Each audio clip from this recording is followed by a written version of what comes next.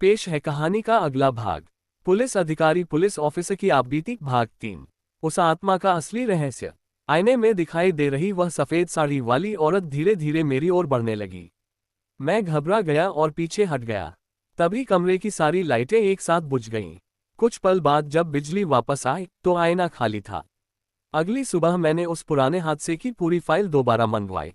File के आखिरी पन्ने में एक ऐसी बात लिखी थी जिसे पहले किसी ने गंभीरता से नहीं लिया था। दुर्घटना में मरी युवती का नाम नंदिनी था।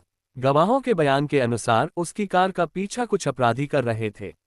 उसने कई बार पुलिस हेल्पलाइन पर संपर्क करने की कोशिश की, लेकिन उस समय संचार व्यवस्था ठप होने के कारण मदद समय पर नहीं पहुंच सकी।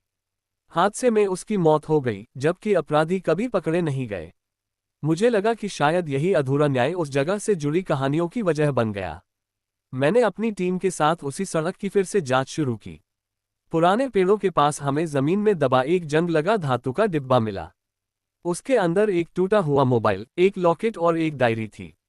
डायरी के आखिरी पन्ने पर लिखा था, अगर यह डायरी किसी ईमानदार पुलिस अधिकारी तक पहुंचे तो उन लोगों को सजा दिलाए जिन्होंने मेरी जिंदगी छीन ली। तभी मेरी बेचैनी खत्म होगी। उस रात मैं फिर उसी सड़क पर पहुंचा। घना कोहरा फैला हुआ था।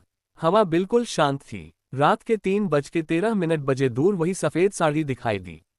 मैंने हिम्मत जुटाकर कहा, अगर तुम्हें न्याय चाहिए तो मैं वादा करता हूं कि सच सामने लाऊंगा। कुछ क्षण तक चारों ओर सन्नाटा रहा। फिर अचानक तेज हवा चली। सड़क के किनारे पड़े सूखे पत्ते घूमने लगे और मुझे ऐसा लगा जैसे कोई अदृश्य उपस्थिति वहां से धीरे धीरे दूर जा रही हो। अगले कई महीनों तक हमने पुराने सबूतों की फिर से जांच की। आखिरकार उस दुर्घटना से जुड़े अपराधियों का पता चला और उन्हें कानून के हवाले कर दिया गया। उस सड़क पर रहस्यमयी घटनाओं की खबरें धीरे धीरे बंद हो गईं। लेकिन आज भी जब कभी मेरी नाइट ड्यूटी उस इलाके से गुजरती है, मैं उसी जगह कुछ पल रुककर उस रात को याद करता हूँ।